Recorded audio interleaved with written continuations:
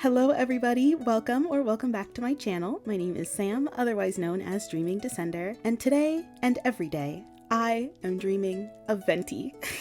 If you didn't already know, I am a Venti main. I dedicate my entire Genshin Impact account to Venti. He is my main DPS, he is my Pookie, he is the love of my life.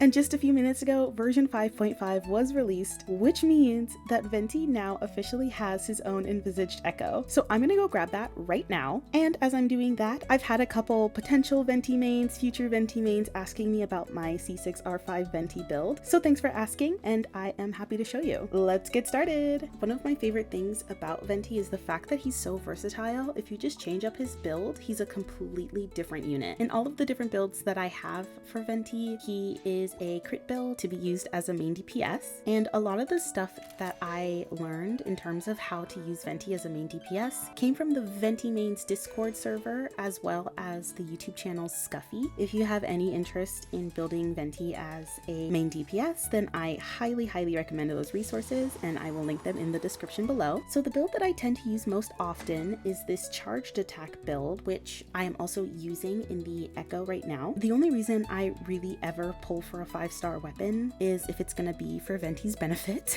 And that's been the case since I started playing Genshin. And so I really saved up and just splurged every Primogem that I had in order to get Chaska's weapon, R5. That R5 makes it so that for 12 seconds after triggering a swirl reaction, attack increases by 48%. And when you are in a party with one or two other characters that have a different elemental type, which in Venti's case is almost always, that will also increase his charge attack damage by 40% or 96%, and his burst damage by 20% or 48%. Most often Venti is the only anemo user on the team, except for maybe when there's one other anemo user like Faruzan to buff him. So that works out really well. And we love to see that high base attack number and the crit damage, 66.2%. Moving on to his artifacts, they're pretty good, but I want them to be perfect.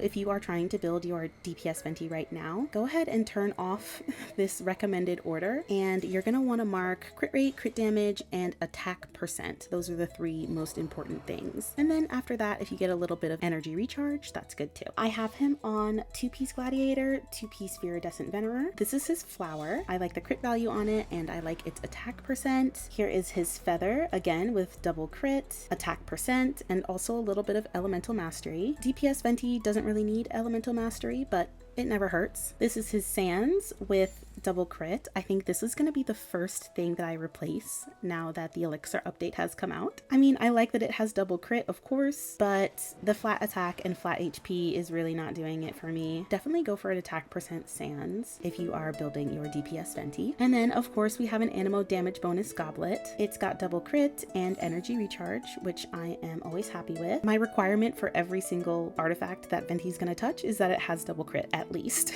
And this is the crit rate circlet he uses with this build. It has crit damage, a lot of attack percent, and energy recharge. With this build, as it is right now, he's got 63.7% crit rate and 195.4% crit damage, as well as 141.1% energy recharge. And he's also got 61.6% anemo damage bonus. It's actually kind of funny how abysmal his EM is. With Constellations, elemental mastery matters less and less, because it really becomes more about his personal damage as opposed to swirl damage. So now that I've showed you my charged attack Venti build, I'm going to show you two other main DPS crit Venti builds that I use in different situations. So now I'll show you his build when he's holding Polar Star. If you don't already know, Polar Star is Venti's best in slot when it comes to main DPS. The only reason I don't have it on him most of the time is because it's still R1, but once it's at R5, there is no better weapon for Venti. And if you're interested in seeing more, I can put a link in the description that will show you all the stats. They only have a 1.5% damage difference,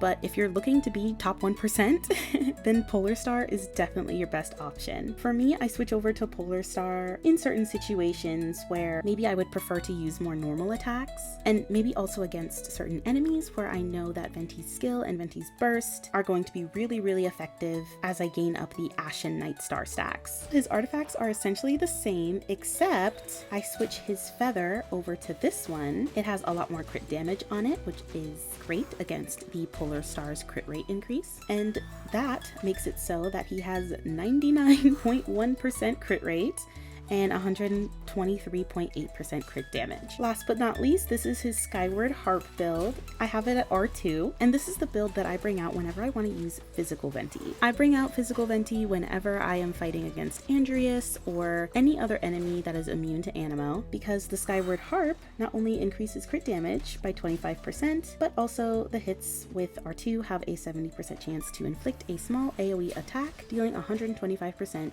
physical attack damage. So you basically just get an extra shot in there as you're doing normal attack physical Venti. I will most often bring this out in teams with Yelan or Raiden Shogun and any other support where it's procced by normal attacks. And these are the artifacts that I use for this build, and they are the exact same as the charged attack build that I showed you earlier, except I switch over to this crit damage circlet to make up for the weapon providing crit rate instead of crit damage. Unfortunately, this crit damage circlet does not have crit rate on it, which means this build has the lowest crit rate for me out of all of my Venti main DPS builds, but it also has pretty good looking crit damage. So he may not crit often, but when he does, it's gonna be great.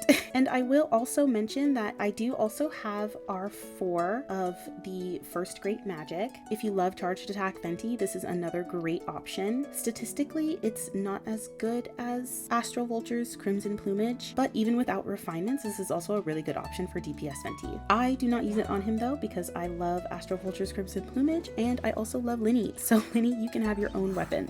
And for those of you who are looking to main a DPS Venti, or maybe you're gonna be pulling for Venti soon, if you're wondering which constellations or if any you should pull for, first of all, I will say that Venti is definitely a great character and totally capable of being a DPS at C0. So if you don't have a lot of Primogems, but you want DPS Venti specifically, don't worry, C0 will do the trick. It's all about the supports and it's all about the artifacts. But if you already have Venti and you're curious about how many more constellations you quote unquote need, it really depends on your play style. If you want Venti to be on field because you like looking at him like I do, and you like to do a charged attack play style, then C1 is absolutely worth it. Having those 2 additional arrows per aimed shot is not only doing more damage, but it's also a lot of fun when you're hunting birds and things like that. His C2 is awesome. It shreds anemo resistance and physical resistance. So whether you're doing normal attacks or aimed shots or your burst or your skill, the enemy is just gonna be weaker. And C2 was also really perfect to get while I was still a low AR. Basically, when you use your skill and the hilly trail goes flying, if you're hitting your normal attack as they float all the way down, it does more damage, which is so fun. C3 levels up his burst by 3. We love his burst, so you know that one is a lot of fun to have. And C4, when Venti picks up an elemental orb or particle, he receives 25% anemo damage bonus for 10 seconds. Awesome. Again, more personal damage brought to Venti. C5 increases his E skill. And C6, targets who take damage from Wind's Grand Ode, his burst, have their anemo resistance decreased by 20%. If an elemental absorption occurred, then their resistance toward the corresponding element is also decreased by 20%. Yeah, his C6 is really awesome. So when his black hole absorbs electro, now it's gonna have electro resistance decreased. If it absorbs hydro, hydro resistance is decreased. So any sort of elemental application, whether that's Farina or Raiden or whoever it is, they are also going to have higher numbers. I did not get Venti C6 immediately. I actually took about 3 years to get Venti to C6, because what I did is that I pulled for at least 1 constellation on every single rerun he's ever had since the beginning of the game, until I eventually got him to C6 on his last rerun. So 5.5 is actually the first time that Venti's had a rerun that I will not be pulling for him, because there's nothing else to pull. And just to cover his talents real quick, I do have them triple crowned. If you're looking to make your Venti a DPS, then obviously focus on his skill and his burst first, but do not ignore his normal attack if you want him to be on field. Give him all the crowns he deserves, especially if you have constellations. Thank you all so much for watching. That brings us to the end of the video. If you made it to this point of the video, please give it a like and subscribe to my channel if you'd like to see more. If you're going to be pulling for Venti anytime soon, I really hope that you win your 50-50, and may Lord Barbados bless all Venti wanters into becoming Venti havers. Thanks again for watching. I'll see you next time. Bye everybody.